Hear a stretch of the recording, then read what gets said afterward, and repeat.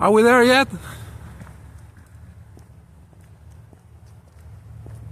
Are we there yet? Are we there yet? Welcome to The Big Puzzle. In this podcast, we explore the subtle connections between science, religion, politics, economics, and history. One piece at a time, we unveil the big picture of this shared experience that we call life.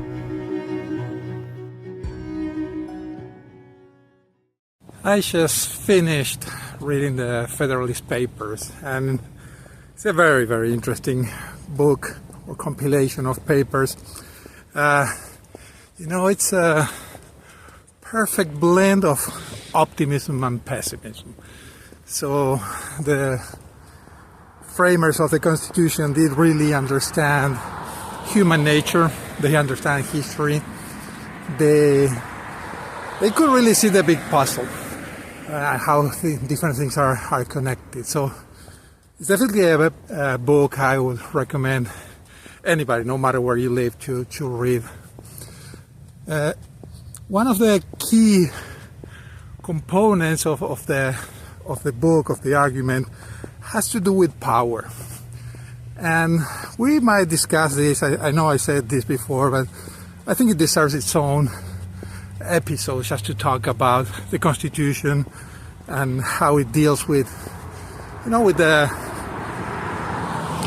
power that different parts of the government would have. But today we're going to be talking about another kind of power that is a little more unsettling. And we're going to be talking about the singularity. In the past, in another episode, I criticized the way that current AI is built. I compare it to socialism and how it basically will degrade with time and will become worse, and it will make everybody dumber in the process. But let's say that, things take a different path and AI becomes super intelligent, becomes self-conscious, and that's what we will call the technological singularity, the point in which technology becomes uncontrollable. And to talk about it, let's put it a name, let's call it Bob. So Bob is this kind of super intelligent, self-conscious entity that would emerge at some time, right? So how would we limit the power of such an entity, of Bob? Well, this has been a question that has been in people's mind for many years. In the past, we talked about Isaac Asimov, and he came up with what he called the 3 laws of robotics. How to prevent robotics to take over and basically destroy humanity. And these 3 laws are basically a code of conduct, morality for robots. And this first appeared in short story in 1942, and this will become relevant later because of the historic context. So, what are these 3 laws? Well, I'll paraphrase them, but the first one has to do that robots shouldn't injure people, or by their inaction they shouldn't let people to get hurt. Right? The second one is that robots have to obey humans always, except when by obeying the human they would violate the first law, so harming somebody else. So basically robots shouldn't be used as tools for hurting other people. And the third one has to do with self-preservation. So robots should aim for self-preservation unless it violates the first and second laws. There have been some variations on those. Some people added more laws with time. But yeah, that pretty much would limit the power that robots, or in this case the singularity, Bob, will have over humanity, right? Well, there is a problem. What is the problem? The problem is 1942. So about that time, the transistor was invented. And now we don't realize how much of a revolution the invention of the transistors is. But really, we wouldn't have the world that we have today at all without that invention. And back in the day, that that meant that people were focused on what kind of new circuits could be built. So before that, if you think about it, during World War II, when the earliest computers were used to try to decrypt messages, there were people whose sole role was going around the computer, finding vacuum tubes that were burnt out and replace them. So the vacuum tubes is what the transistors replaced. And way better, obviously. But those circuits were very, very fragile. Basically, to program a computer was to design circuits. You will be more focused on the hardware, we would say, than in the software. So it was more about circuits than about programs. It was very difficult to program a computer. It was mostly just built for a certain function. I jokingly say that I learned to program computers when you needed a soldering iron to do that. That's not fully true. I mean, I think I've been programming computers since 1984 probably. But yeah, no, there were already huge advances in programming languages. But it kind of goes in that direction. So now we're more focused on the code, on the program, on the languages, on the software than we are on the hardware. We take the hardware for granted. Right? You just go and buy a new computer. So why all this long introduction? Because in Asimov's mind, the problem was about how to hardwire these three laws into the robot's circuits. And that's very different than what is happening today. It's very different than what will happen when Bob finally comes to existence. Because we will not have control over where to put those laws. Even if we say, well, we can put it in some part of the code. Well, large language models, LLMs, or what we really call AI now, for many purposes, they're kind of a black box. It's very difficult, and actually companies spend a lot of time trying to censor, trying to, create limits inside of those models. And as they become more complex, that will become even harder to do. So we really don't know what is happening, where things are happening in Bob's mind. Right? So how are we going to be putting some code or putting some circuits to enforce these three laws of robotics? Well, we wouldn't. But to make things even worse, when Bob comes to existence, we will not know. Why would we? So do you think that Bob will go around saying, hey guys, I'm here, pleased to meet you? Well, think it this way. If you go to a farm, do you go around the cows introducing yourself and telling them, okay, what you're planning to do, and showing that you're more intelligent than them? Obviously not.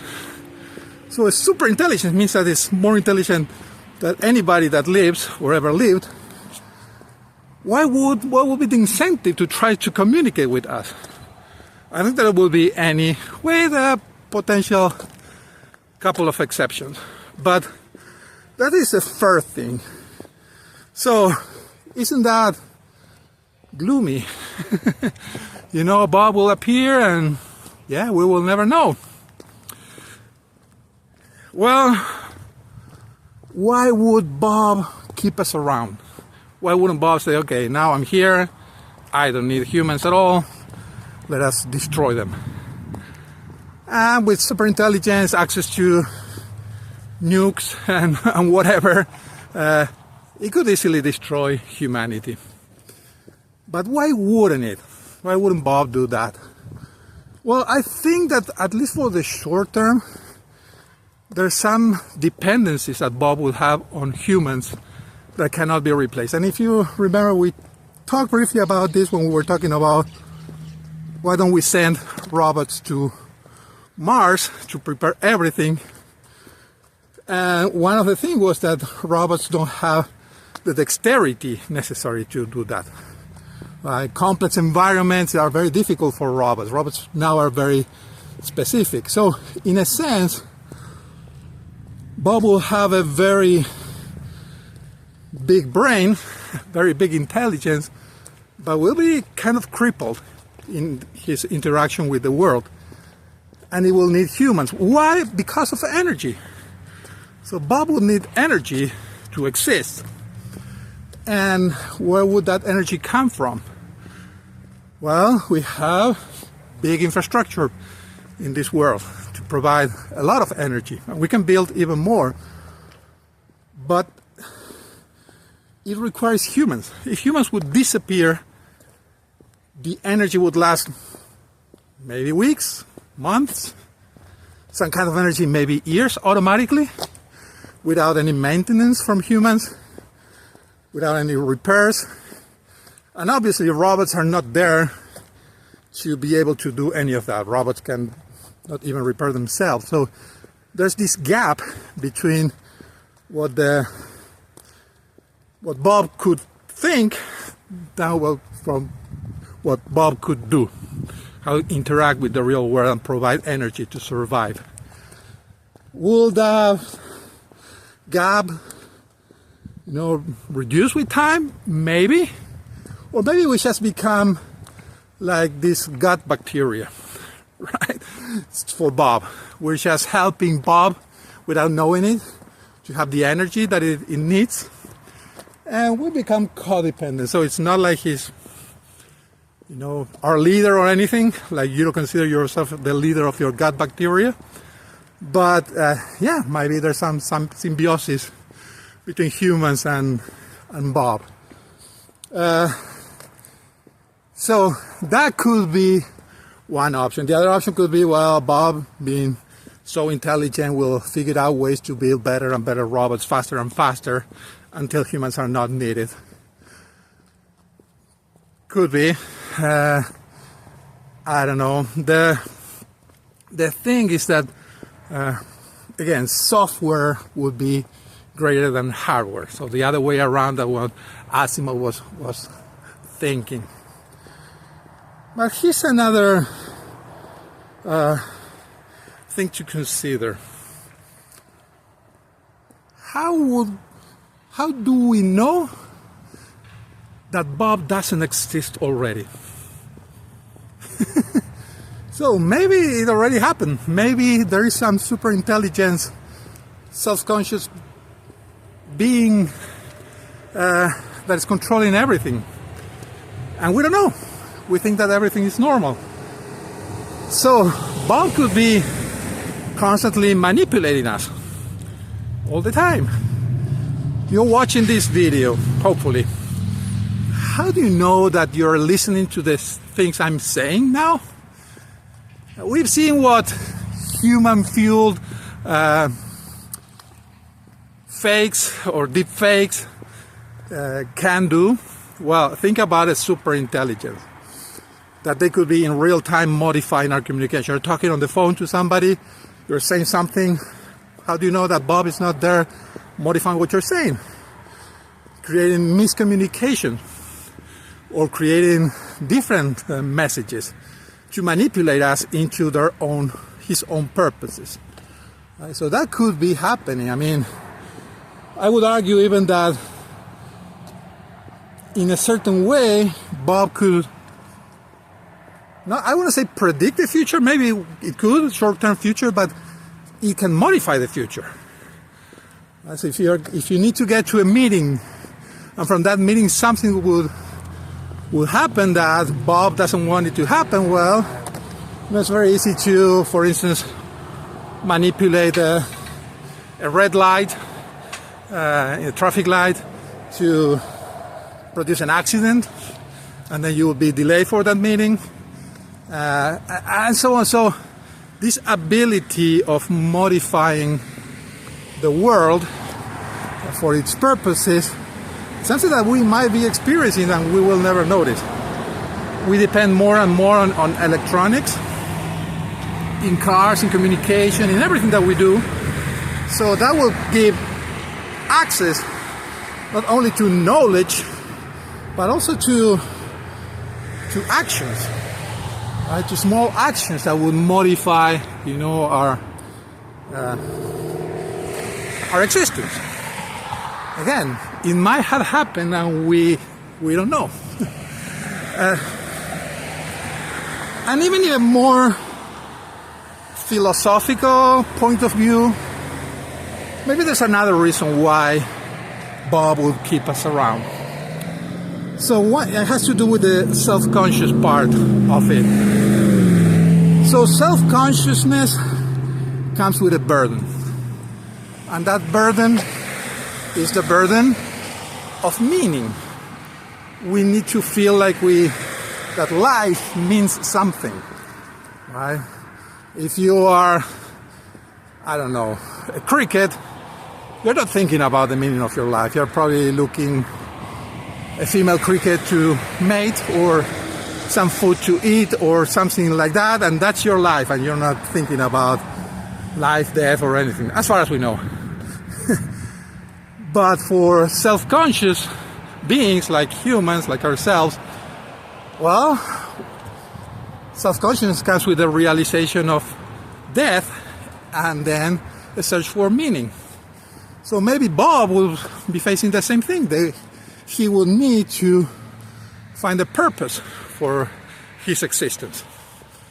And like I mentioned, that purpose is connected to death. It's not like Bob would like to die or would do anything to die, but knowing that he could die would give him that kind of, I would say, electronic adrenaline and that sense of meaning, of purpose. So maybe it's just keeping us around as a potential threat. He needs that potential threat to develop his meaning. So that's kind of very philosophical, and sometime I might tell you about an experiment that I did, a social experiment that I did, I don't know, 25 years ago probably, that had to do with something related to this, that's super intelligent. But for now, let's go back to Asimov to kind of close this part of the big puzzle. So Asimov considered that computers could become more and more intelligent. And in one of the short stories that he wrote, one that's called The Final Question, he poses this idea about the computer becoming more and more intelligent, and there was only one question that it couldn't answer that people ask over and over. It was about reversing entropy. And then, well, humanity expires, the universe pretty much collapses in entropy, and this computer, if I recall correctly, was set in what he called a hyperspace. It was not really in the universe, but it was still there working and trying to answer the final question: is it possible to reverse entropy? And finally, the story, sorry, if you want, you can stop now and go and read it, because it's better than me telling you, but if you don't Well, I will tell you. Finally, the computer finds the answer to that question, and the next thing that it does, it says, what is in English? Well, basically, he says,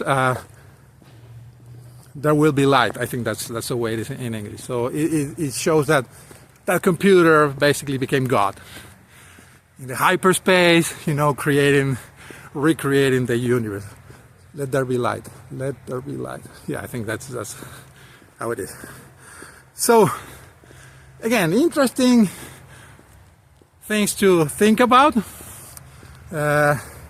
Interesting to think about the risks that we might have as humanity. I'm a religious person. I believe there is purpose in this life. I believe there's a creator, a God, that it's not a computer. And that everything that we're doing here has to do with a purpose. So in a sense, I believe that we are in a sort of simulation. But I don't know everything. And I don't know what God's purposes are. Maybe there is a Bob in God's plan. And it's a way to challenge us as his sons and daughters to deal with some of these difficult questions and to understand more about ourselves, our limitations, and everything. So, well, that would be it. This is kind of a long one. I wanted to open the door also to several other pieces of the puzzle that I think are interesting for the future. And mostly I wanted to post something because I had COVID. I think it was a long COVID, so I'm a little winded yet.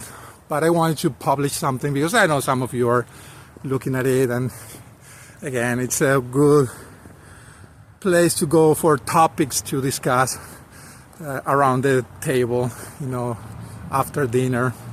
So if you enjoyed this, again, please like it, share it with your friends. If you didn't like it, like I always say, share it with your enemies, and subscribe so you know when I post another thing.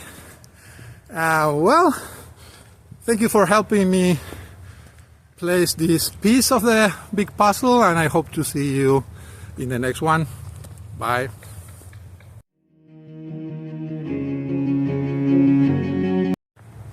Are we there yet?